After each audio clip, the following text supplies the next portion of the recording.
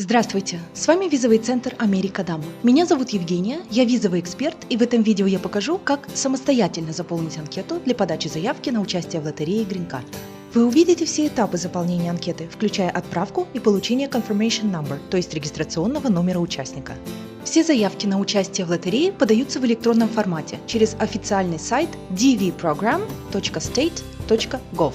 Ссылку на сайт я оставлю под этим видео. Итак, начнем. На главной странице нам нужно найти зеленую кнопочку Begin Entry, что означает «Начать заполнение заявки». Нажимаем на эту кнопочку. Открывается следующая страница, где нам нужно ввести проверочный код с картинки. Это так называемый CAPTCHA-код.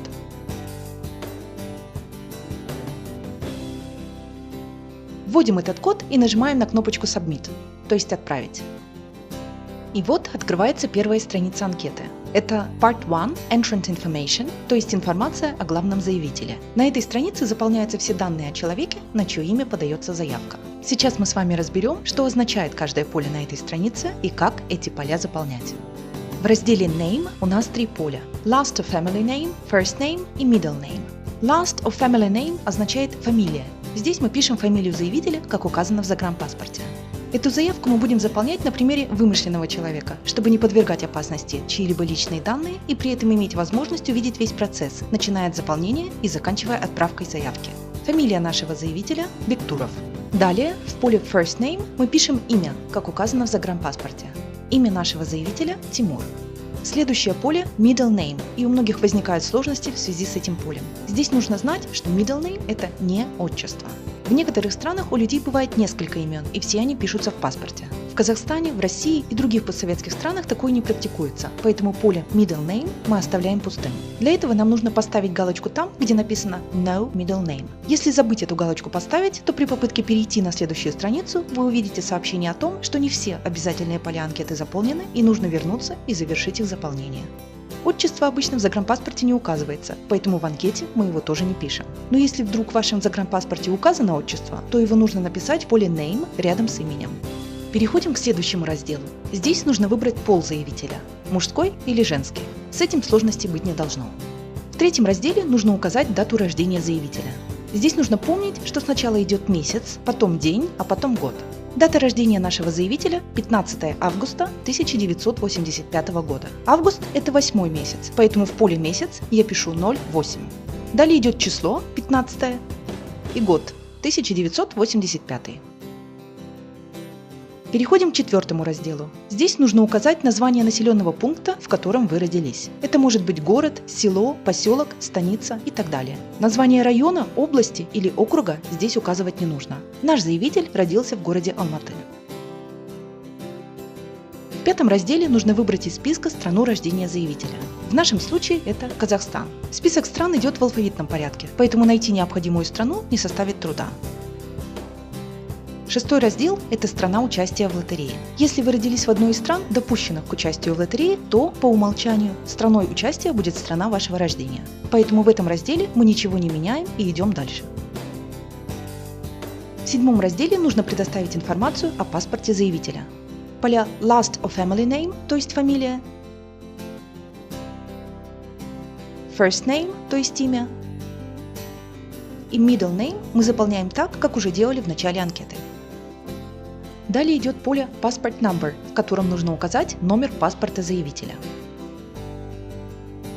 Следующее поле Passport Expiration Date, то есть дата окончания срока действия паспорта. В нашем случае это 30 апреля 2025 года. Сначала пишем месяц, 4, далее число, 30, и затем год, 2025. В следующем поле нужно выбрать из списка страну гражданства. Это должна быть страна или государство, выдавшее данный паспорт. В нашем случае это Казахстан.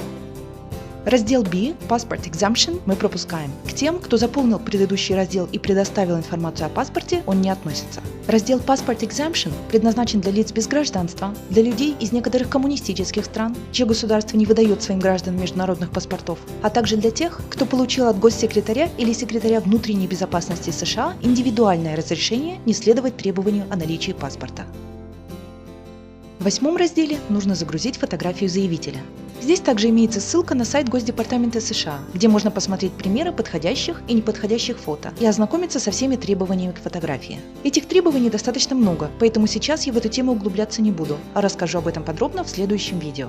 Самый простой способ получить фотографию, отвечающую всем требованиям лотереи, это обратиться в профессиональный фотосалон, делающий фото на документы. На самом деле требования к фото на грин-карту точно такие же, как и к фото на визу США, поэтому в профессиональном фотосалоне эти требования должны хорошо знать. Несмотря на строгие требования к фотографии, которым необходимо следовать, чтобы заявка была допущена к розыгрышу и имела шанс на победу, для того, чтобы просто заполнить заявку, отправить ее и получить регистрационный номер участника, достаточно выполнить 4 простых требования. Первое – изображение должно быть в формате JPEG. Второе – изображение должно быть квадратным. Третье – вес файла не должен превышать 240 килобайт. И четвертое – размер изображения должен быть 600 на 600 пикселей. Любое изображение, отвечающее этим 4 требованиям, может быть загружено в анкету, как вы сейчас видите на экране. Такая анкета будет отправлена и регистрационный номер участника будет получен. Однако такая заявка никогда не будет допущена к розыгрышу. Идем дальше. В 9 разделе нам нужно заполнить почтовый адрес заявителя. На самом деле это совершенно формальное требование, так как никаких писем или документов по почте в связи с участием в лотерее не приходит. Поэтому не имеет значения, какой адрес вы здесь укажете. Адрес своего фактического проживания, адрес прописки или вообще адрес своих друзей или родственников. В строке A in care of нужно ввести имя получателя. Слово optional означает, что это поле не является обязательным для заполнения, то есть, по желанию, его можно оставить пустым.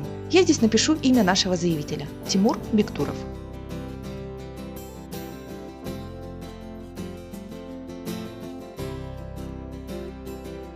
В строках B и C пишется адрес, то есть название улицы, номер дома, номер квартиры и так далее. Я тут пишу улица Кунаева, дом 15, квартира 1. Строку C можно оставить пустой. В строке D, City or Town, пишется название города, села или поселка. Я здесь напишу Алматы. В строке E, District, County, Province or State, пишется название района, области или округа, в котором находится указанный выше город или поселок. Для городов республиканского значения в Казахстане или федерального значения в России в этой строке указывается название самого города. Поэтому здесь я снова пишу Алматы. Оставлять данную строку пустой нельзя. В строке F нужно указать почтовый индекс. Если почтового индекса не имеется, то надо поставить галочку под этой строкой. В этом случае вводить почтовый индекс не потребуется. И последняя строка в разделе адреса – это страна. Тут нужно выбрать страну из списка. 10 раздел Country where you live today – это страна нынешнего проживания. Здесь мы снова выбираем страну из списка. В нашем случае это Казахстан. 11 раздел Phone Number – это номер телефона заявителя. Этот раздел является optional, то есть заполнять его не обязательно. Никаких звонков или сообщений на телефон в связи с участием в лотерее не поступает. 12 раздел – это адрес электронной почты. В строке A нужно ввести свой email адрес, а в строке B его продублировать. Эти два поля нужно заполнять очень внимательно, так как в случае утери регистрационного номера участника его можно будет восстановить с помощью электронной почты, которую вы указывали в заявке. Поэтому здесь нужно вводить адрес почтового ящика, которым вы регулярно пользуетесь и пароль от которого вы не забудете. Переходим к 13 разделу. Здесь нужно указать свой уровень образования. Раздел имеет 10 опций, начиная от Primary School Only, что означает только начальное образование, и заканчивая Doctorate Degree, что означает докторскую степень. Указывать нужно наивысший уровень образования, достигнутый вами на момент подачи заявки. Опция Primary School Only относится к людям, кто закончил только начальную школу. High School No Degree означает неполное среднее образование. Эту опцию выбирают люди, закончившие 9 классов и после этого не продолжившие обучение. High School Degree означает общее среднее образование. Этот вариант должны выбрать люди, имеющие аттестат об общем среднем образовании и не продолжившие дальнейшую учебу. Опцию Vocational School выбирают те, кто закончил техникум или колледж. Some University Courses означает незаконченное высшее образование. Этот вариант должны выбрать те, кто отучился хотя бы 1 семестр в высшем учебном заведении, но при этом не имеет диплома о высшем образовании. University Degree означает высшее образование. Это опция для людей, имеющих диплом бакалавра или специалиста. Some Graduate Level Courses означает незаконченную магистратуру. Это вариант для людей, проучившихся в магистратуре хотя бы 1 семестр. Master's Degree означает степень магистра. Это опция для тех, у кого есть диплом об окончании магистратуры.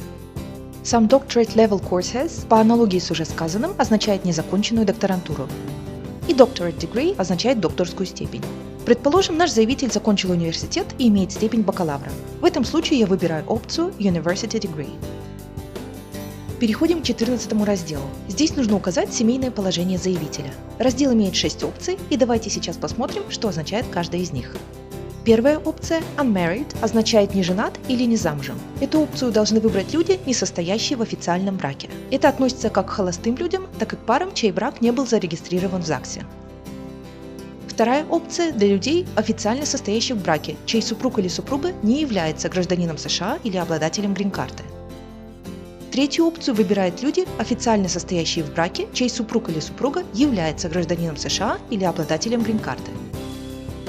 Четвертая опция – Divorced для тех, кто официально разведен. Пятая опция – Widowed для тех, кто официально овдовел. Эту опцию должны выбрать люди, чей супруг или супруга скончались во время пребывания в браке. И последняя опция здесь – Legally Separated, которая означает раздельное проживание согласно решению суда. Эту опцию должны выбрать люди, которые официально не разведены, но имеют постановление суда о раздельном проживании. Наш заявитель, чью анкету мы сегодня заполняем, женат, и супруга его не является гражданином США или обладателем грин-карты, поэтому я выбираю вторую опцию в этом разделе. И последний раздел на этой странице – это Number of Children, то есть количество детей. При заполнении данного раздела важно помнить, что нужно указывать не фактическое количество своих детей, а только тех, кто не состоит в официальном браке и находится в возрасте до 21 года. Дети заявителя, отвечающие этим требованиям, смогут эмигрировать в США вместе с ним в случае выигрыша. Дети, которым на момент подачи заявки 21 год или более, а также дети, официально состоящие в браке, вне зависимости от своего возраста, эмигрировать вместе с заявителем не смогут, поэтому в анкете их указывать не нужно. Если у заявителя нет детей в возрасте до 21 года и при этом не состоящих в браке, то в этом разделе нужно поставить цифру 0. Оставлять это поле пустым нельзя. У нашего заявителя двое детей, поэтому здесь я пишу цифру 2. Итак, мы заполнили первую часть анкеты, и чтобы перейти ко второй части, нужно нажать на кнопочку Continue, то есть продолжить.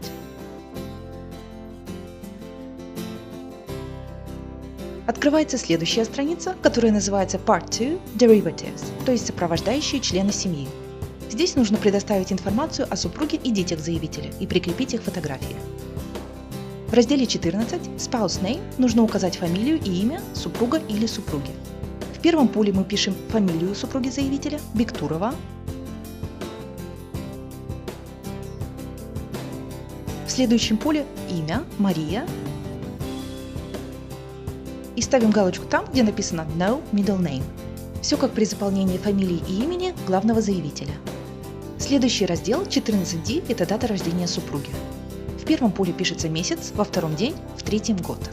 Родилась Мария 25 декабря 1988 года, поэтому в поле месяц я пишу 12, в поле день пишу 25 и в поле год 1988. Следующий раздел – это пол супруга или супруги заявителя. Раздел 14F – это город рождения супруги. Мария родилась в Москве, поэтому я пишу название Москвы на английском. Moscow. Далее нужно выбрать из списка страну рождения супруги. Это Россия. И теперь нам нужно загрузить фотографию супруги нашего заявителя. Так как видео у нас обучающее, фотография у нас будет вот такая. Идем дальше. В разделе 15 нужно заполнить сведения о детях. Так как на предыдущей странице анкеты мы указывали, что детей у заявителя двое, здесь нам предоставляется пространство для заполнения информации о двух детях. Детей можно указывать в любом порядке. Я начну со старшего ребенка, это сын заявителя. В первом поле я пишу фамилию ребенка – Бектуров. Во втором поле пишу его имя – Азат.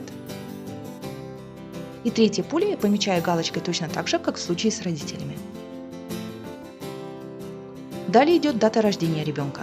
Азат родился 23 мая 2010 года, поэтому в поле месяц я пишу 05, в поле день пишу 23, и в поле год пишу 2010. Далее нужно обозначить пол ребенка – мужской. В разделе Birth City нужно указать город, село или поселок, в котором родился ребенок. Здесь я пишу Ташкент и выбираю из списка страну рождения ребенка. Азат родился в Узбекистане.